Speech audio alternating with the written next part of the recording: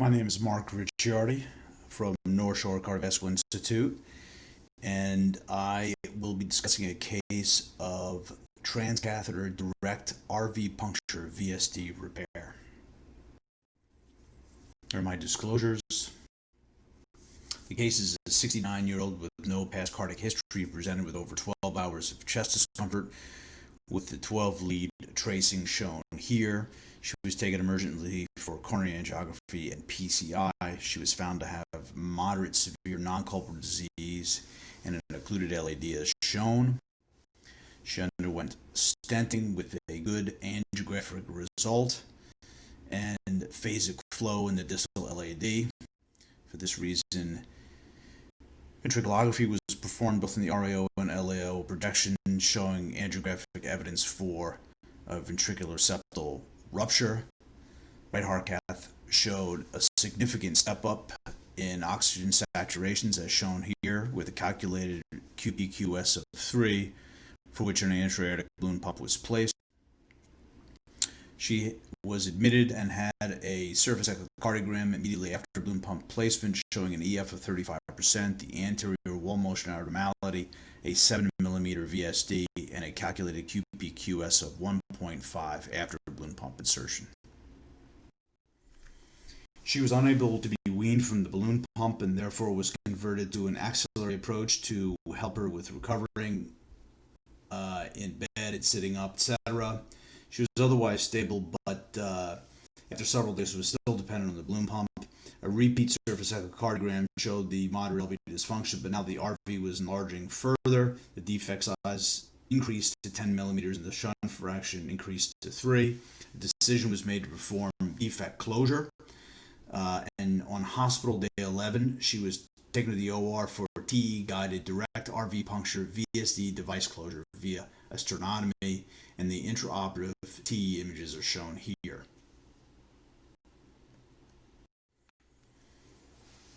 Following the sternotomy and exposure of the RV, TE guidance was used to puncture the free wall of the RV directly across from the defect. Using a Cook needle, this was accomplished and a J-wire was extended into the LV and out the outflow tract. In the middle frame, you can see the delivery system for the occluder device and the easily cut and shortened sheath that was then delivered, as you see on the right-hand frame, across the defect into the LV. And the ASO number 18 device was chosen as an oversized device to cover fully the 10 millimeter defect in addition to surrounding tissue. A dedicated post-MI VSD device was not available for this case, but would have otherwise have been used. On the left-hand side, you can see that the left-sided disc is deployed. On the middle, you can see the disc being pulled back and snugged up against the LV septum. And on the right-hand side, you can see the right-sided disc also unsheathed but still tethered to the device. Final TE images show excellent positioning of both discs across the septum. Also note that the mitral and tricuspid apparatus is free of any interference, and on the right hand side you can see the device is well positioned with essentially no or trace flow through the defect.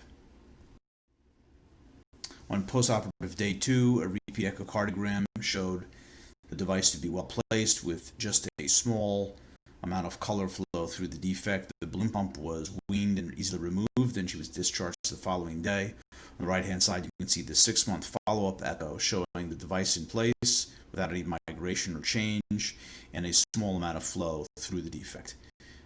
The calculated QPQS from this echocardiogram was 1.15. So regarding ventricular septal rupture and post-MI VSD, they are certainly associated with very high mortality, whether treated medically or surgically. There is a guideline recommendation for emergent operative repair when there is associated hemodynamic compromise. But early surgical repair leaves much to be desired. It's technically challenging and associated with poor outcomes, primarily due to the friable tissue and the difficult RV recovery. Mechanical support devices may improve outcomes and temporize, but they're certainly no panacea.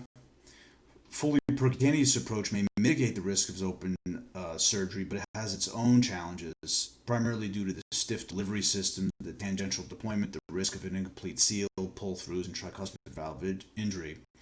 And they've proven to be a suboptimal bailout for surgical turndown. So I would argue that a new standard of care is needed in this field. A case report out of the Emory and NIH groups used a direct RV puncture technique that involved the use of two cribriform devices tethered to each other with a suture knot tying device.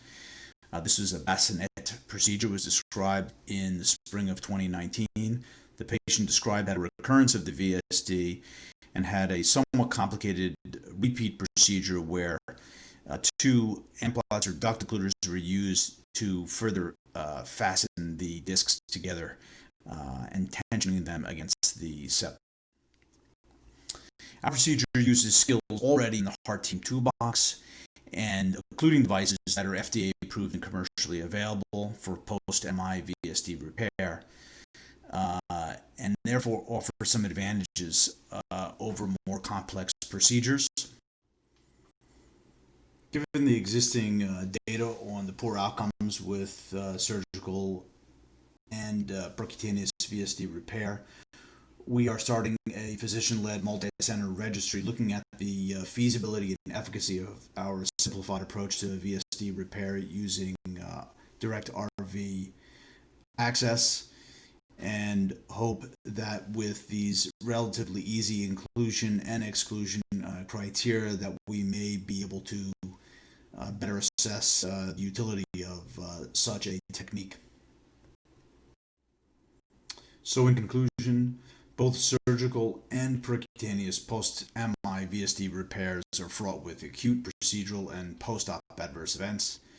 Our approach using direct RV puncture device delivery removes the peril of cardiopulmonary bypass and suturing in a milieu of poor tissue integrity. May also solve some of the issues with fully percutaneous device delivery, like incomplete sealing and pull-throughs that are due to non-coaxial device placement. And it is simple and requires no special skills or special devices. The multi-center registry that I mentioned that we are spearheading may inform the management of ventricular septal rupture, which is in need of a new standard of care.